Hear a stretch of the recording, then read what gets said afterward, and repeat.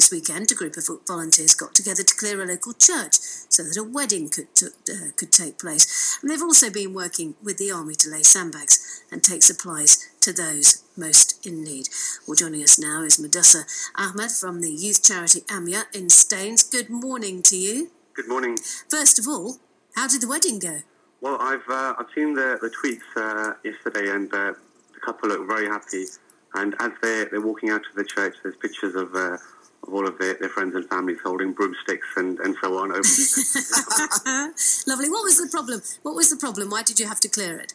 Well, it seems like the church was being used, obviously, as a bit of a command centre, and there were people coming in and out with muddy boots and waders and all types of equipment. So it was quite messy. We had to take our own broomsticks and mops, and we sort of cleaned it as best we could, knowing that there's a wedding there the following day. And what other things have the volunteers been up to? They've been incredibly busy, actually. Since Monday evening, in fact, we've been on the ground in and around Staines, digging sand, creating sandbags, moving sandbags, taking them to people's homes, trying to cover doorsteps and door entries and garage entries. We've been out in southwest of England as well. We've had volunteers there for the last few days as well. Same with the northwest and northeast. So we've had our volunteers, about 150, 200 or thereabouts have been mobilised so far, and we're actually requesting the public that if you need any help, please do get in contact with us. We have a website that we've set up called muslimsforhumanity.org.uk, and you can go on there, you can request help, to let us know where you are, what the help is, and we'll do our utmost best to get out there. It's fascinating, this, what I said, because in Slough there's a charity, a Sikh-based charity, which has been sending relief, I think, for weeks and weeks now down to Somerset. It's as if different communities are kind of doing their best individually to help flood victims. That's right. That organisation is called Calfa Aid, and we've actually been working with them yesterday as well. And they're a great bunch of guys as well. And I think this is the time when communities really come out, they come together, and it's a great thing to happen. It's a shame it takes something like this for these communities to come out and come together, but it's a very positive thing, I think. And the locals in Staines have been fantastic as well. They've been really well organised, and just really sort of hard-working. And do you need any more volunteers, or are you awash with volunteers? Sorry, that's a really poor metaphor, but considering the hideousness.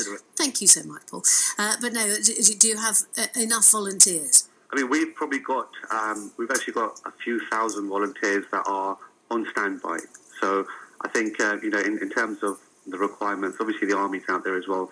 I think right now we're probably okay. It's just a case of mobilising them where they're needed. Now, we've had talk over the last week or so of the need for some form of nationwide voluntary group so that individual efforts like yours will be coordinated. Do you think there's any need for that, Mudasser, for something like the old Civil Defence League?